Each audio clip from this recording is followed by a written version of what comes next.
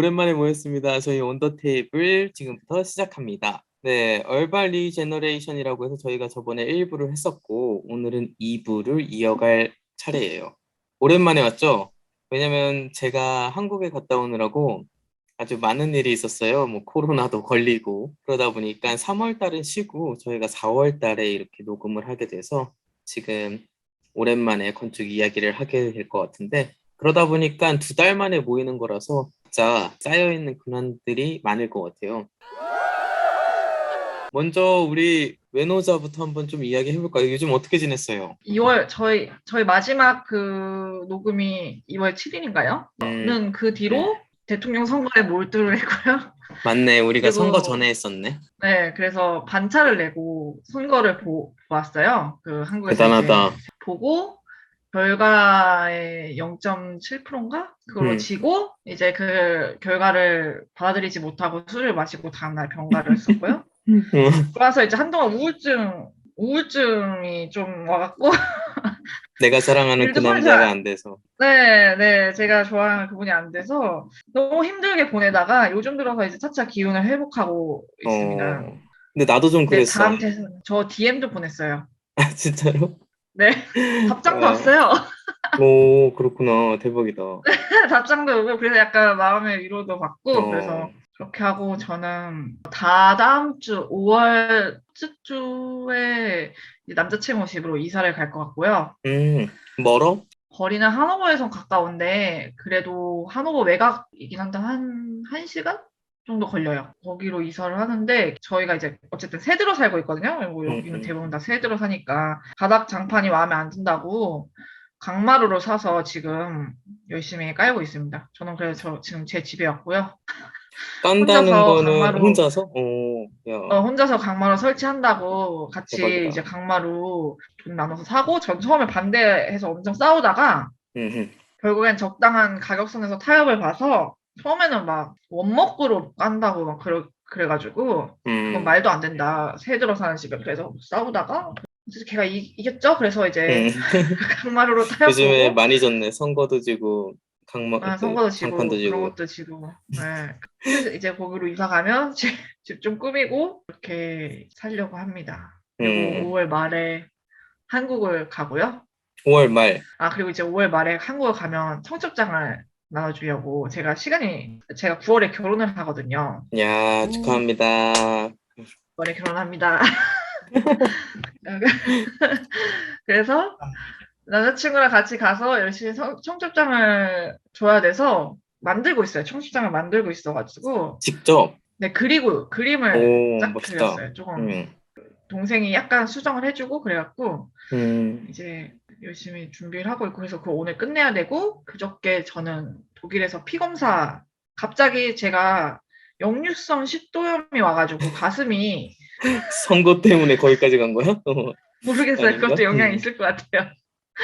여러 가지 요즘 스트레스로 사무실 화장실로 나오는데 가슴이 아픈 거예요. 심장마비인가? 처음에 생각이 그랬고 요즘에 야근해? 이제 아니요 야근도 안 하는데 선거 후유증으로 심장마비인가 하면서 거의 약간 앉을 정도로 좀 힘들었는데 이게 음, 심장이면 왼쪽이 아파야 되는데 오른쪽이 아프더라고요. 그래서 어. 간인가 또 생각을 하면서 간이 이렇게 아픈가 그 생각하면서 바로 그때 이제 병원에 갔거든요. 그러더니 역류성 식도염 같다고 약 처방받고 피 검사를 했는데 독일은 피도 못 뽑아요. 그게 무슨 한 말이야? 못 번을 실패를 뽑는다는 게? 했어요. 피 뽑는 거 간호사, 혈관을 못 찾아서 간호사가 한 번은 실패하고 두 번째 거에 뽑았어요. 제가 너무 웃겨가지고 웃었는데 제 비타민 D가 얼마나 수치가 되는지도 추가적으로 검사를 체계적으로 받을 것 같고 그리고 여기는 위 내시경이나 내시경 검사는 40대 이상부터 50대 이상부터 하더라고요. 그래서 그냥 음, 피 검사랑 소변 검사 정도만 받고 있습니다. 그래서 지금 아직도 아픈 상태인 거예요? 약을 아침마다 먹고 있는데 제가 그런 고통을 처음 느껴봤거든요. 한 번도 역류성 식도염이나 뭐 위염 같은 거는 있었어도 그런 고통은 없어가지고 그래서 약은 계속 먹고 있는데 그 뒤로는 그 고통은 찾아오지 않고 있어요. 한 달 동안 매일 아침마다 약을 먹어야 된다고 하더라고요. 진짜 선거 때문이면은, 진짜 외노자가 엄청 낙심을 하긴 했구나. 만약에 그것 때문이라면. 뭐 그것 때문이 아닐 수도 있지만. 근데 네, 확실히 이 5월, 6월, 7월, 8월, 9월 때 되게 많이 뭔가 변화가 있을 것 같다. 한국에도 다녀오고 뭐 결혼 준비도 하고 진짜 결혼도 하고 이사도 하고 네. 지금까지의 삶에서 그건- 좀 많이 변화가 생기겠네. 네, 그렇게 될 것 같아요. 한국 갔다 오는 많이 안 거는 쓰- 되게 좋겠다. 부럽다. 갔다 네, 왔는데도 근데 부러워. 아, 그래요? 한국 남자친구를 데리고 다녀야 돼서 그게 조금 힘들 것 같긴 한데. 왜 좋지? 아니, 전 친구들 만나야 되는데. 아, 자유로운 영혼. 처음 오는 거야? 너는, 처음 오는 거야, 남자친구는? 그럴 네, 것 같은데? 걔는 해외여행은 인도 여행밖에 가보지 않았어요. 근데 유럽 동물랑 개구리죠. 친구들이 뭔가 아시아 쪽 있게 되면 인도 진짜 많이 가는 거. 걔네들 머릿속에 아시아는 인도. 나 여행 좀, 그리고 거기 갔다 온 걸 자기가 되게 대단한 도전을 한 것처럼, 제 남자친구를 비하는 건 아니지만, 어떤 대단한 도전을 한 것처럼 생각을 하더라고요. 그리고 거기서 받은 그런 느낌에 빠져가지고, 아시아에 대해서 이렇게 막 열광을 하게 되더라고요. 근데 그게 근데 우리나라나 일본이나 중국 같은 문화는 인도랑은 완전 다르잖아요. 그치. 근데 이제 제 남자친구는 이제 저랑 만난 뒤로 이제 한국 다큐멘터리도 많이 보고 그러긴 하는데, 그래서 이제 다른 건 아는데, 제가 저 친구도 만나고 저도 술도 먹고 얘를 거기서 살 수는 없으니까 많이 힘들면 다른 데 가도 된다. 그러니까 자기는 꼭 너의 친구들을 다 만나겠다고. 그래서 너무 이렇게 웃기다. 달고 다닐 것 같다. 나중에 좋지 뭐, 와야겠네. 재밌지 뭐. 구글 번역기가 있으니까요. 맞아. 그래서 이제 알겠습니다. 술을 잔디 아빠 최근 한 달? 2달 동안 어떻게 지냈어? 우리는 사실 한국에서 한번 보기도 했는데. 그렇죠. 한국 왔을 때 아주 재밌는 건축 답사를 했지. 되게 오랜만에. 어디 갔었어요? 대단한 건 아니고 우리나라 최대 그 재벌 총수들의 집이 모여 있는 한남동을 한번 쭉 돌아보면서 투어를 했어요. 근데 나도 처음 가봤어. 잔디 아빠가 알려줘가지고 루트 이제 맵 보고 따라갔는데 벽밖에 보이지 않잖아요? 그치? 밖에서밖에 못 보지. 그쵸. 지나가 보긴 했는데, 엄청 담장만 놀다라게 있고, 누가 봐도 여긴 재벌집이다. 그럼에도 담장만 봐도 느낄 수 있다. 불구하고 각 집들이 사용한 이제 외관의 재료라든지 뭐 문 디테일이라든지 뭐 이제 그 식재들 어떤 거 심어놨는지 그것만 봐도 꽤 공부가 되더라고. 재밌었어. 그 다음에 오랜만에 리움도 가보고 그 현대 뮤직 라이브러리에서 만나서 네.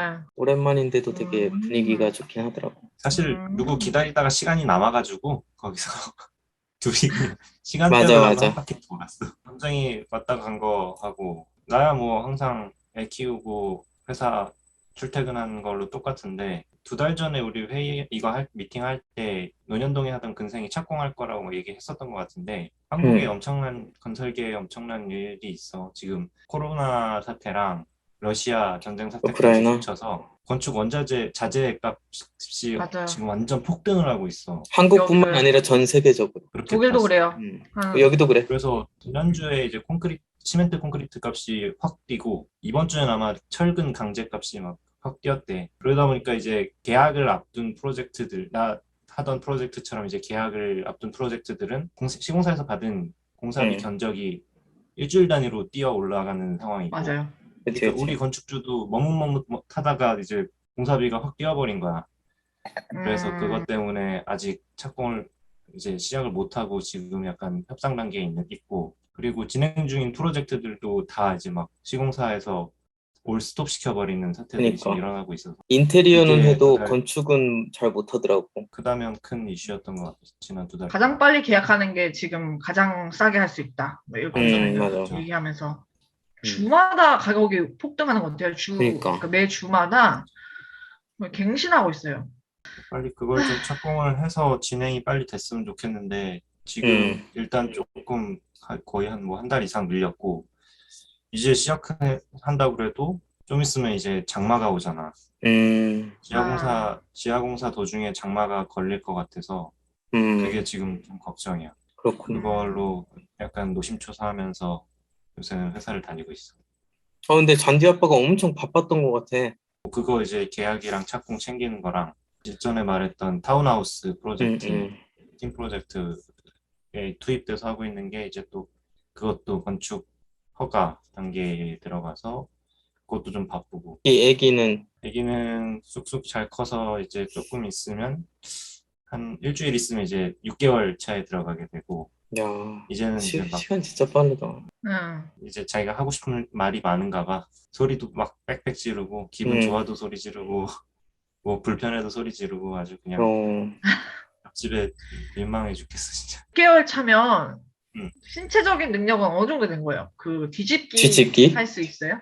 그게 약간 애들마다 다른데 빠른 애들은 그 어디 짚고 쓰기도 한데 음, 근데 아직 우리 애는 그 정도는 아니고 뒤집기 정도 와, 귀엽겠다. 있어.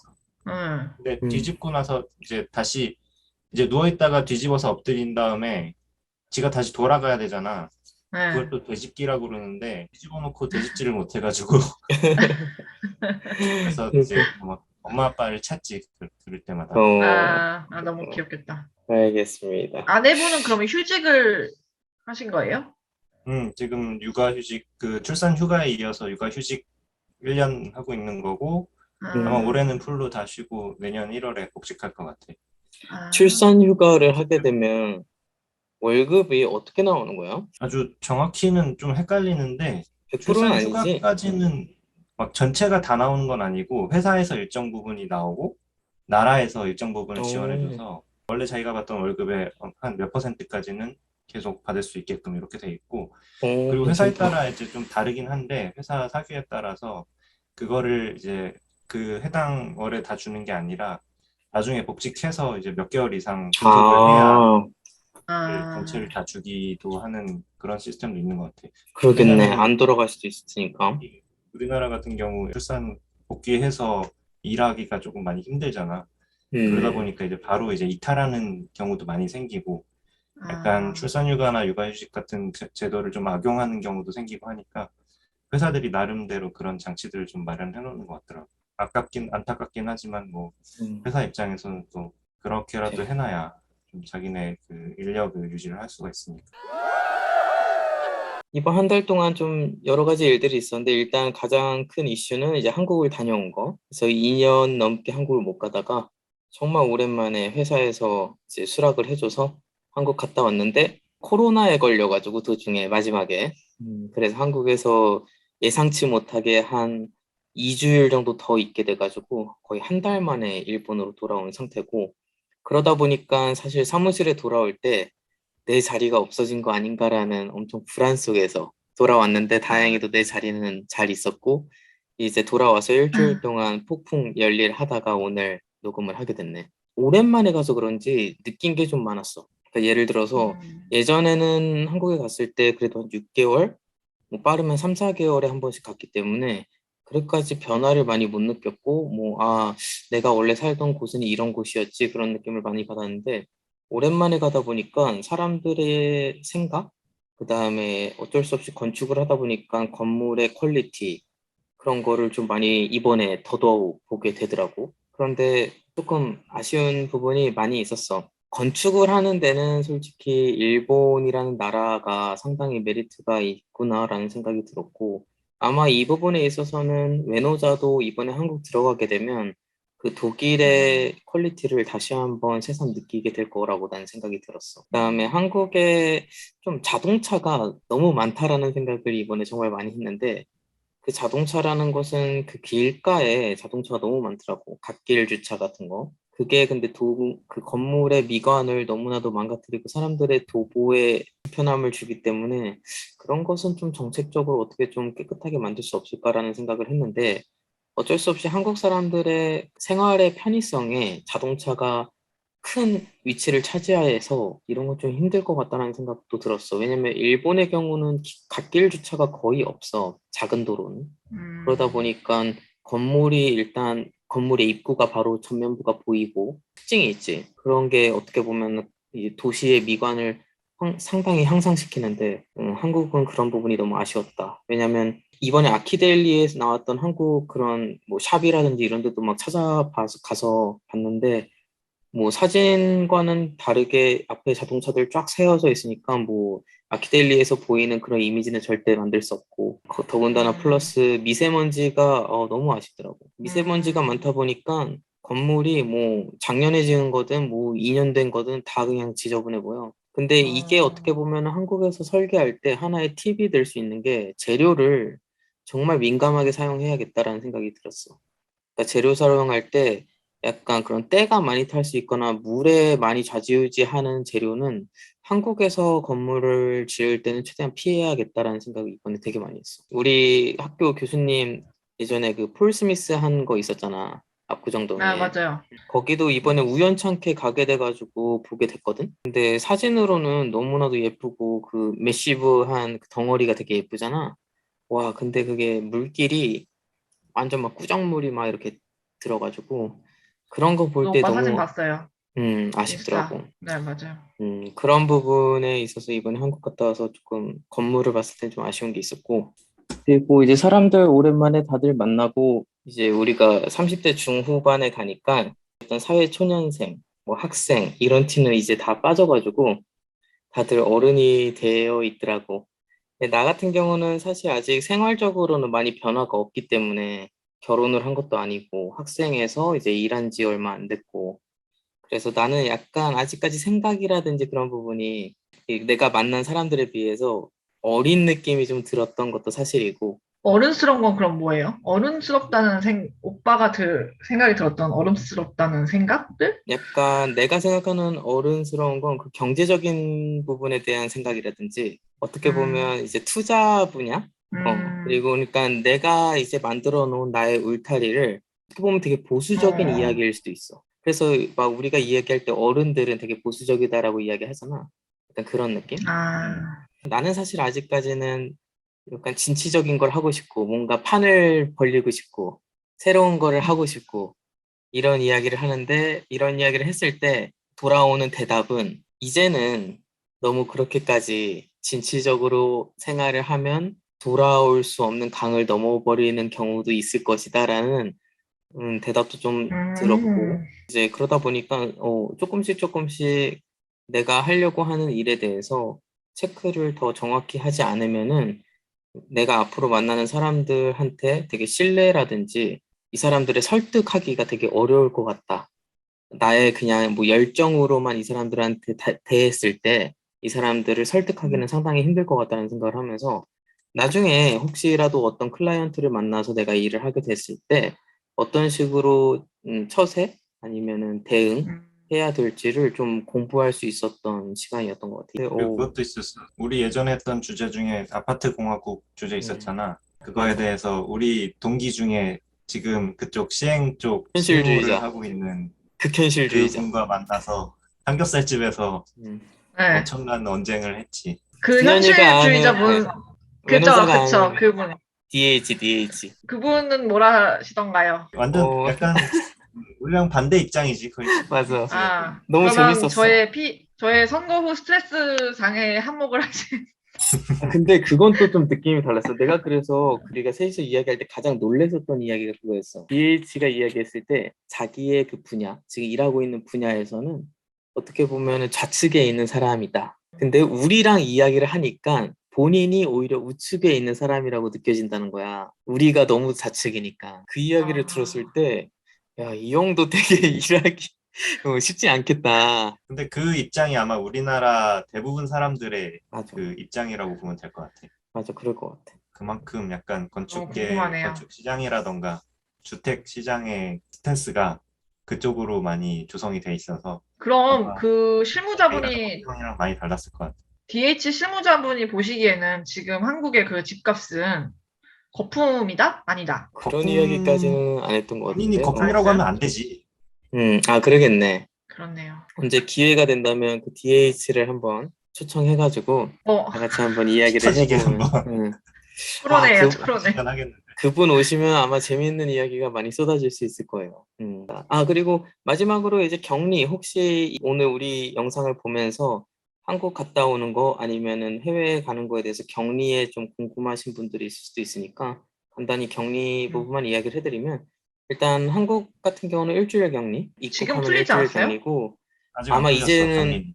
그런가? 아직 안 풀렸나? 이제 조만간 풀리는 걸로 나도 알고 있어서 지금 또 일본에 있는 한국 친구들이 또 많이 넘어가고 있는 상황이거든. 그다음에 3차를 맞으면 아마 격리가 없던가 그랬던 것 같아. 그리고 그게 저기 일단 예전에 말했던 사회적 거리두기는 다 거의 다 해제가 됐고 격리는 확진자는 격리가 아직 남아 있고 뭐 밀접 접촉자나 해외 입국자들은 격리가 없어졌고 그런 그렇구나. 상황이야. 거의 다 이제 풀려가는 상황이죠. 그 일본에 돌아오게 오빠들은 되면 이제 혹시 여행으로 오는 거는 아직까지는 아마 힘들 거야. 여행 비자, 그 자유로운 여행 비자가 아직 안 될 것 같고. 그러니까 특수한 목적으로 비자가 있는 사람들은 2차 백신 맞은 사람들은 시설 격리, 호텔에서. 그리고 이제 아, 3차 맞은 사람들은 집에서 3일 격리로 일본에선 하고 있더라고. 근데 일본은 한국에서 격리할 때보다 훨씬 여러 가지 절차가 많았어.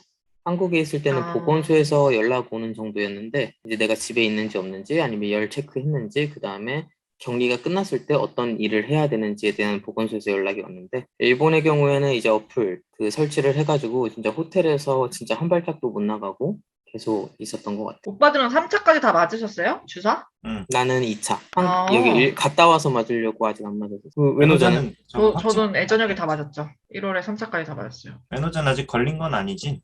네, 전 아직 안 걸렸어요. 비염이 있으면 25%가 낮게 걸릴 위험도가 25%가 낮아진대요. 아, 진짜? 그래서 제가 안 걸린 거 아닐까요? 그런가? 안 걸리는 네, 게 주변에 다행이네. 다 왜냐면 걸렸어요.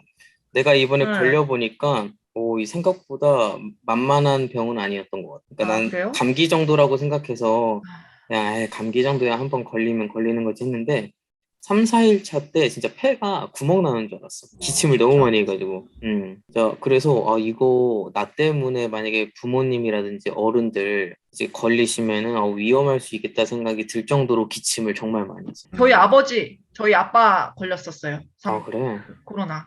음. 3차까지 다 맞으셨는데도 코로나 걸려서 고생 좀 하시고, 기침 아직까지 하신대요. 이 코로나 걸려서 그 격리 기간 아니면 회복 기간 동안 진짜 잘 쉬어야 돼. 잘 어, 먹고 잘 쉬고 스트레스 안 받으면 금방 낫는 병인 것 같아. 난 잔디 사실 아빠는 음, 아직 안 걸렸죠, 코로나. 나도 아직 안 걸렸어, 다행히. 우리 조심해야 회사는 돼. 싹 돌았거든? 75% 정도는 걸렸다 나온 것 같은데 나는 아직 생존자 그룹에 있어.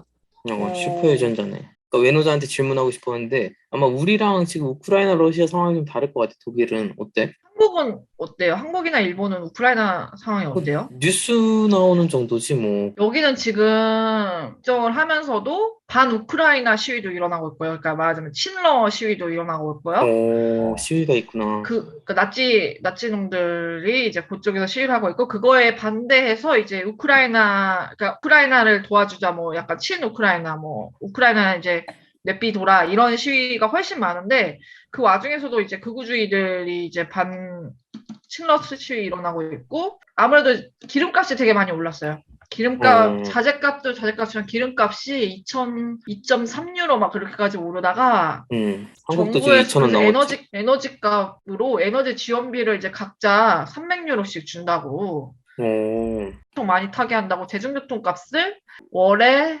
9유로짜리 대중교통 값을 그래서 3개월 지원하기로 했고 그런 약간 사회적 지원들이 있고 우크라이나들 난민 많이 여기로 오고 전 그 아직까지는 못 오고 있는 봤어요. 게 뭔가 느껴져. 그러니까 뭐 예를 들어서 밖에 나갔는데 보인다든지 아니면 그런 체육관 아니요. 같은 데를 그런 건 안 보이고. 근데 이제 이 사람들이 좀 대단하다고 생각하면서도 조금 짜증났던 게 뭐냐면 자기 집에 우크라이나 난민들이 와도 된다라는 캠페인을 벌였어요. 그래서 자기 남는 공간에 우크라이나 난민을 이제 우리가 받자 이런 캠페인을 벌였는데 저는 이걸 보면서도 정말 대단하고 되게 평화적이잖아요. 우리 난민들을. 근데 우크라이나 애들이 결국에는 백인이어서 그런 게 아닌가. 왜냐면 어, 이네들이 시리아 난민들이라든가 뭐 그 어디 아프가니스탄 난민들이라든가 아니면 팔레스타인 난민들한테 대하는 입장은 완전 이 우크라이나 애들이랑은 180도 달랐거든요.